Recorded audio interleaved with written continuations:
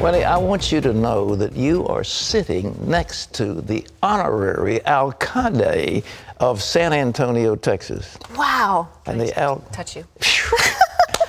You know, honorary alcalde means nothing, but anyhow, that was the name they used to give the mayor or whatever the alcalde. It sounds very impressive. Yeah, oh man, but man, my town has gone off the rails, and it was a local political battle that got national attention. A vote over an ordinance in San Antonio, Texas. Its supporters say it prevents discrimination against gays and lesbians and transgender and all those people. But Christians warn it's a threat to their religious freedom. Heather Sells has that story.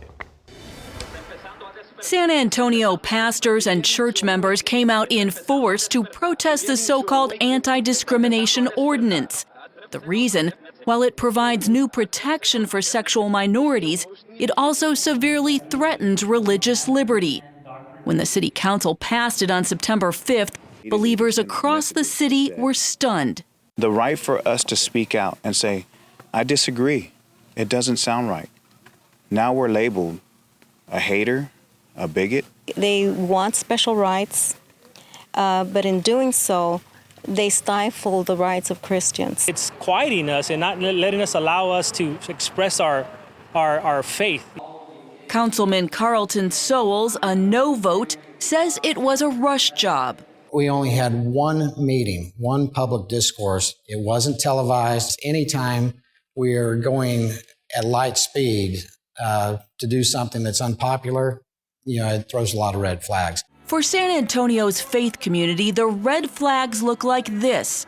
The ordinance criminalizes those with a biblical view of sexuality, as it forbids bias against homosexuality or bisexuality. Those charged and declared guilty face a Class C misdemeanor on their record and fines of up to $500 a day. Also, the ordinance specifically forbids appointed officials on city boards from showing any bias. It simply says, thou shalt not discriminate against these people. You have no way of knowing what is discrimination and what's not. Attorney Alan Parker has worked to analyze and explain the ordinance for San Antonio's churches. Bottom line, he says, it is vague and unclear, but he believes it can and will be used against those, especially in the business world, who disagree with unbiblical sexuality. The leverage of the city to pressure any business into caving in is enormous. Even Councilman Sowles is warning people of faith. If you're a small business owner operating within the city limits of San Antonio, or you're a business owner who wants to do business with the city, you need to tread carefully. CBN News spoke with key church leaders who say until now, San Antonio's Christian community was asleep at the wheel.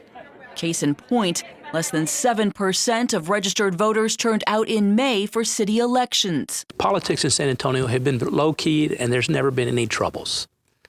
And so most people had quit voting. After jump-starting opposition to the ordinance and failing to persuade the city council, these pastors and their congregations say they are motivated now to push back. And we're starting to speak. I guarantee you it won't be quiet anymore. We're sort of baffled by this, but I truly believe this is an awakening call for the church. For African American churches, there is outrage over gays equating their issue with civil rights. They have no right to piggyback on the right of sacred suffering that people went through in the civil rights movement. They have no right to do it.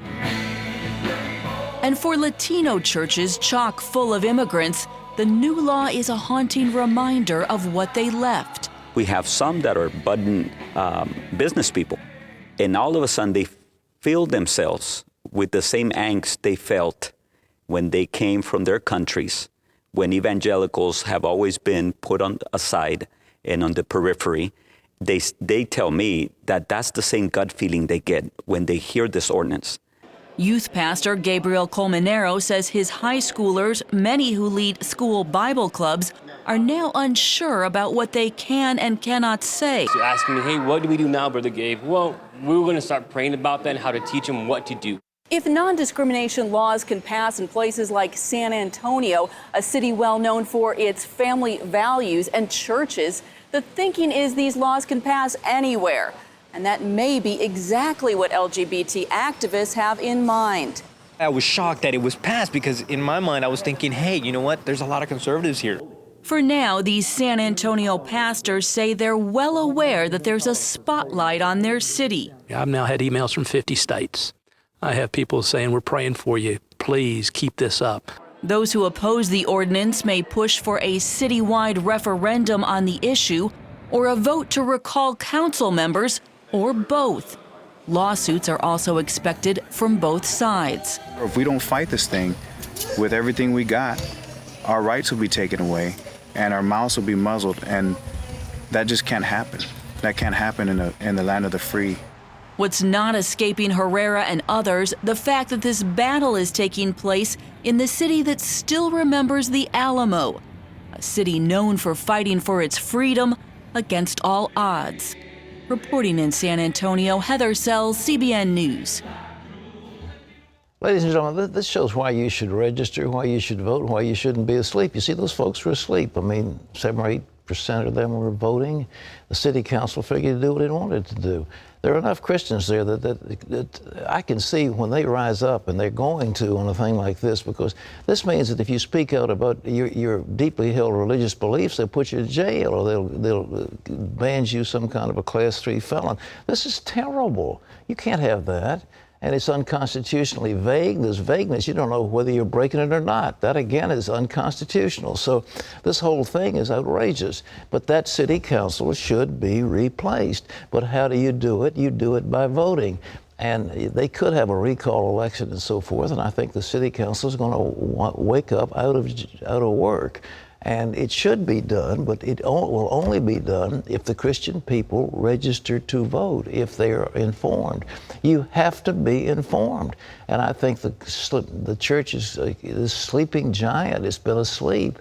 But by no question about it, that the large number of people that can sway elections are found within the walls of the churches. But they've got to get out of the pews and out to the ballot boxes. And if they don't do it, they'll take what they find.